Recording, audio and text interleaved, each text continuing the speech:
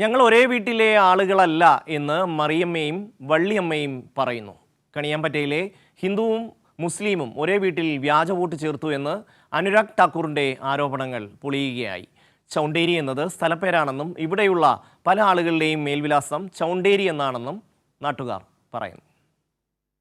വയനാട് ലോക്സഭാ മണ്ഡലത്തിൽ കണിയാമ്പറ്റ പഞ്ചായത്തിലെ മറിയയും വള്ളിയമ്മയും ഒരേ വീട്ടിലെ അംഗങ്ങളാണെന്നും വ്യത്യസ്ത മതവിശ്വാസികൾ ആണെന്നും വ്യാജ വോട്ടാണെന്നുമായിരുന്നു അനുരാഗ് ഠാക്കൂറിൻ്റെ ആരോപണം.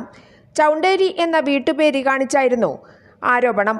എന്നാൽ കണിയാമ്പറ്റയിലെ ചൗണ്ടേരി എന്നത് സ്ഥലപ്പേര് മാത്രമാണെന്നും വള്ളിയമ്മയെ അറിയാമെന്നും പരിസരത്തെ എല്ലാ വീടുകൾക്കും ചൗണ്ടേരി എന്നാണ് പേരെന്നും മറിയ പറയുന്നു.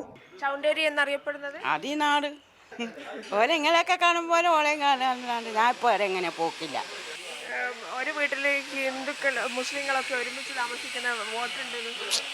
ഞാൻ ഇത്രയും കാലമായിട്ട് ഞങ്ങൾ നിൽക്കില്ല. ചെറുപ്പത്തിലും ഇല്ല, എപ്പോഴും ഇല്ല. ഞങ്ങൾ ഒന്നിച്ച് നിൽക്കില്ല. ഓളെ വീട്ടിൽ നിൽക്കുക, ഞാൻ എൻ്റെ വീട്ടിൽ നിൽക്കുക. ഇതാരുണ്ടാക്കിയുണ്ടോ? വള്ളിയമ്മ പാലക്കാടാണുള്ളത്. മറിയമ്മയുടെ വീട്ടിൽ നിന്നും അകലെയാണ് വള്ളിയമ്മയുടെ വീട്. വള്ളിയമ്മയുടെ മകൻ വീട്ടിലുണ്ടായിരുന്നു. മറിയ എന്ന് പറഞ്ഞാൽ ഞങ്ങൾ അറിയുന്ന ആൾക്കാരുണ്ട്. മേലെ വരെ ചൗണ്ടേരി കുഞ്ഞിലാണ് താമസിക്കുന്നത്. ചൗണ്ടേരി എന്ന് പറയുന്നത് പ്രദേശത്തിൻ്റെ പേരാണ്.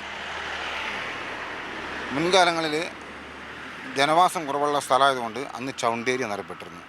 ജനവാസം ജനങ്ങളുടെ എണ്ണപ്പെരുപ്പം കൂടിയപ്പോൾ പല പേരുകളിലും വീട്ടിൽ അറിഞ്ഞിരുന്നു. പക്ഷെ ഇത് യഥാർത്ഥത്തിൽ ചൗണ്ടേരി സ്ഥലപ്പേരാണ്, അതൊരു സംശയമില്ല. ഒന്നും അറിയില്ല. Lok Sabha, then assembly, then panchayat election, ഇതിനൊക്കെ വോട്ട് ചെയ്തിട്ടുണ്ട്. ഒരു ബുദ്ധിമുട്ടുണ്ടായിട്ടില്ല. ആദ്യമായിട്ടാണ് കേൾക്കുന്നത്. വിവാദങ്ങളൊന്നും അറിയാതെ വീട്ടിലിരിക്കുമ്പോഴാണ് മാധ്യമപ്പടയെത്തുന്നത്.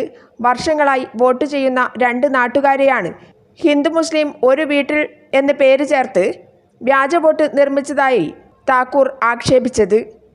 കൈരളി ന്യൂസ്, വയനാട്.